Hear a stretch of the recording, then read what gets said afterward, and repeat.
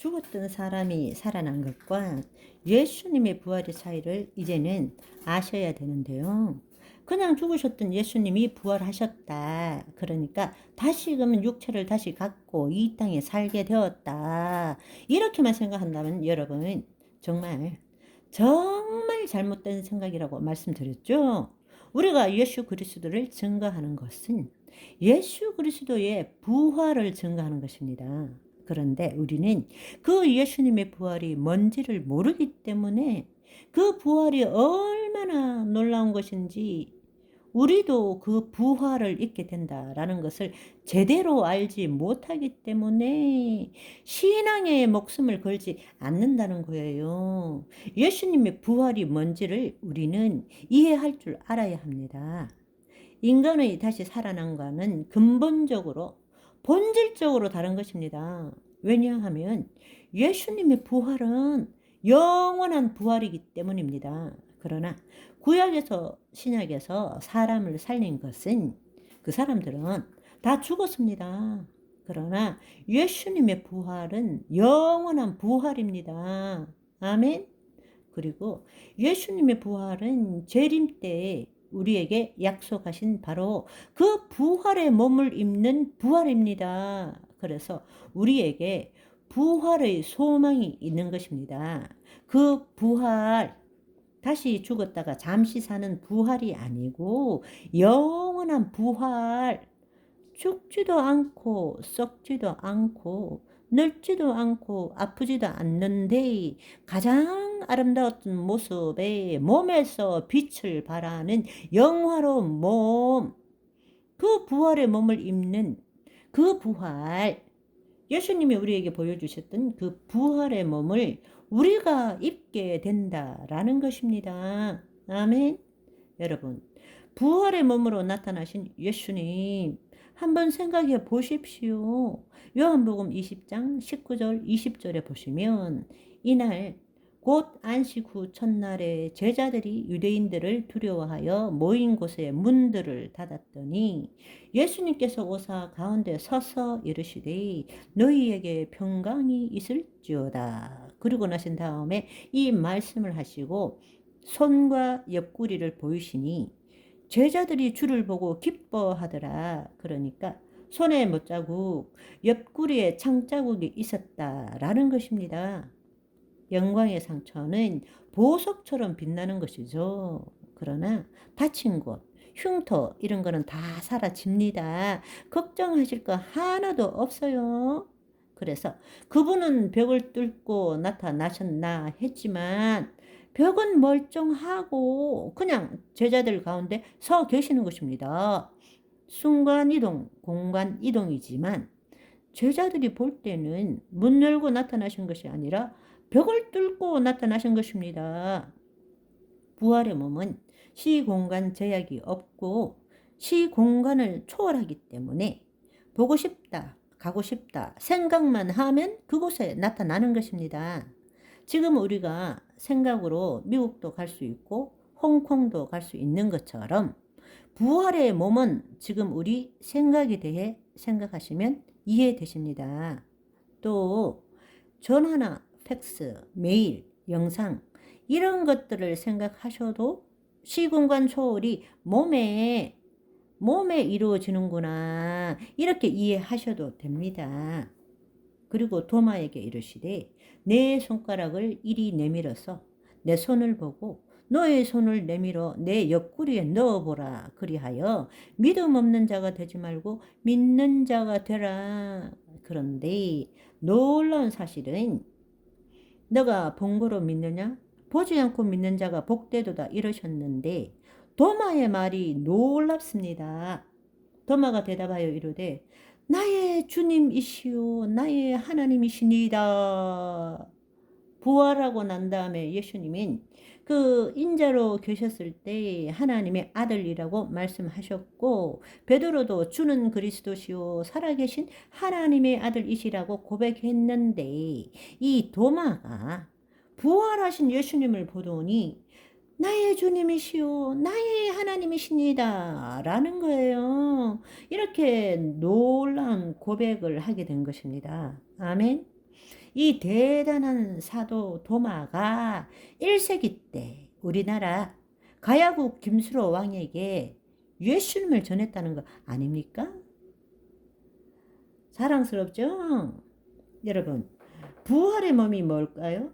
그것은 지금 우리의 과학과 지식으로서는 설명이 어려운 그런 상태입니다. 부활하신 예수님은 영혼뿐만 아니라 몸을 가지신 분으로 부활하셨습니다. 또 물질적인 존재이기도 하지만 영적인 존재이기도 합니다. 물리적인 제한을 받지 않는다는 거예요. 보이셨다가도 보이지 않게 되는 분, 벽 뚫고 나타나시는 분, 마치 옛날 미크 공상과학 영화 스타트랙 보는 것과 똑같은 것이죠. 짱 하고 나타나셨다가 짱 하고 없어지는, 그러니까 우리의 지금 시공간 안에서 우리가 가지고 있는 과학적 지식으로는 도저히 이해할 수 없다라는 것입니다. 영적 존재임에도 불구하고 몸을 가지고 나타나셨고 음식을 드시기도 하고 몸에 상처를 가지고 실제적으로 보여주심에도 불구하고 살아 계신 분입니다. 그러니까 부활하신 예수님은 죽기 전에 제자들에게 가르친 대로 자신들 안에도 계실 수 있는 분이라는 것을 알려주시는 것입니다. 시공간을 초월하고 물리적인 어떤 것들도 다 초월할 수 있는 분이시기 때문에 예수님께서 뭐라고 말씀하셨습니까? 내가 너와 함께 할 것이다. 내가 너희 속에 있을 것이다. 바로 그 일이 지금 이 부활의 몸을 본 제자들이 깨달을 수 있는 것은, 와, 부활이라는 것은 죽었던 사람이 살아난 것이 아니고 예수님이 부활의 몸은 우리가 알 수 없지만 영적 존재임에도 육적 존재를 가지고 있다. 그러니까 그 예수님이 죽으시기 전에 우리에게 가르쳐 주셨던 모든 일들이 우리에게도 일어나는 것이구나. 그것을 확신할 수 있게 되었다라는 이야기입니다. 아멘. 그런데 그 일이 언제 일어나나요? 바로 오순절날, 그 날에 이루어지는 것이죠.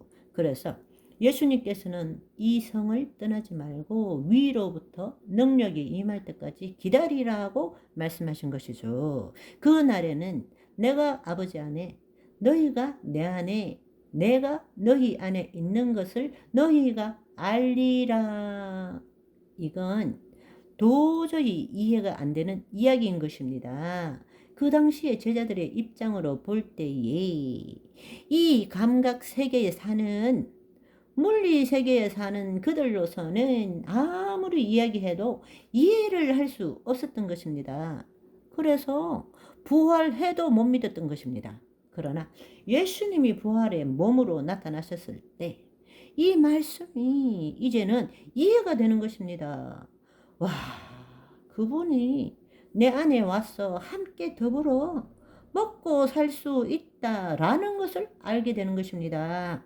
그러니까 결국 예수님께서 부활하시고 제자들에게 나타나신 것, 아무한테나 나타나신 것이 아닙니다. 특별한 경우에 예수님께서는 나타나시는 것입니다. 특별히 제자들에게 나타나신 거죠. 무엇 때문에? 지금 예수님께서 제자들에게 무엇을 알려주시기를 원하시는 것입니까? 분명히 죽으셨지만 사흘 만에 부활하셨다.